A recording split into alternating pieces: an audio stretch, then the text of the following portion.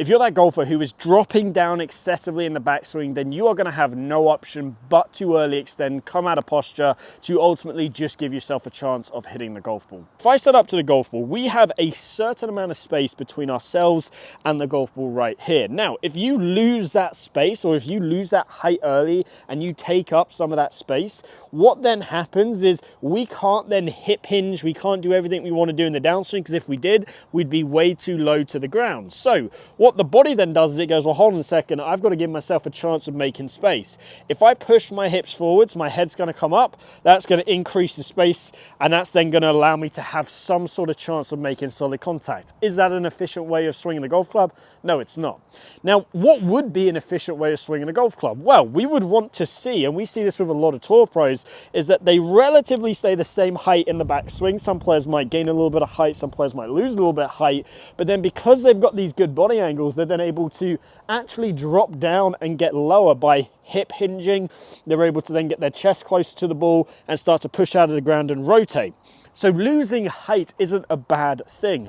In fact, you will see pretty much every tour pro out there will have their head a lot lower at impact than when they started at address. Reason being is that actually allows them to get into this good side bend position, allows them to get some good shaft lean, allows them to actually compress the ball. The key is understanding that we lose the height in the downswing, not the backswing. This is how we sequence our body correctly. So today's video is going to be focused on actually how do we maintain the height in the backswing so that then we can have the ability of going from here, pushing our hips back, getting rid of that dreaded early extension and forcing you into that beautiful tour-like impact position. On a quick side note, if you're enjoying the video, please give it a like and subscribe, and be sure to click that bell notification. It would really help my channel out and I would appreciate all the support. So how do we stop losing that excessive height in the backswing? Well, firstly, there are two main causes as to why I see players lose a lot of height in the backswing.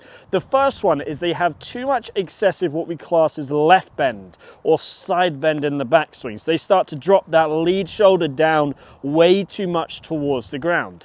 And the second one is the legs aren't active enough. They are actually starting to, you often see this sort of the knees go down into this buckled position. So we need to have some drills that are going to fix both of these, so that we can then maintain better height in the backswing and ultimately produce a better motion. So let's run through some drills, some feelings that are going to help you with this. So the first thing I want you to do is go up to a wall. If you have a hat on, obviously flip that hat backwards and place your forehead on the wall. Now the reason why this drill is great is because that wall obviously is going to prevent you from dropping down. Then grab your hands, pop them on your shoulders so your head's right on that wall. As you turn, you want to feel like you keep that forehead connected to the wall. You're going to feel very, very different sensations as you do this if you are that golfer who is so used to dropping their head down excessively. Now, this is the great thing about a drill like this, is because obviously that is a fixed object, that is a hard object, it is going to force you into the correct feelings. This then means that you can then identify where in your body it feels different, and then we can utilize that feeling and take it towards the golf course in order to help you maintain better height. Now, the other way we can do this is to grab a golf club and just pop it on your shoulders like so. Now from here, this is where we can use exaggerations to our advantage. So sometimes if you're that golfer who, let's say, loses 3 inches in the backswing, so they drop down an excessive amount, we want you to be roughly staying the same height. That's a great guide. So actually, in order to achieve that, we've got to feel something different. We might actually need to feel like you gain height in the backswing in order to have that middle ground. So remember, feel versus real are two different things. So as you set up to this ball right here, I want you to have this golf club on your shoulders. Now, as you turn, I want you to feel like you're pushing with your whole body upwards to try and get as tall as possible whilst maintaining some side bend. So you can see the club is still tilted down to the ground. Now again, I want you to exaggerate this way beyond the point that we're actually trying to go with in reality with this drill. Why? Because it's going to help you learn the correct motions a lot faster.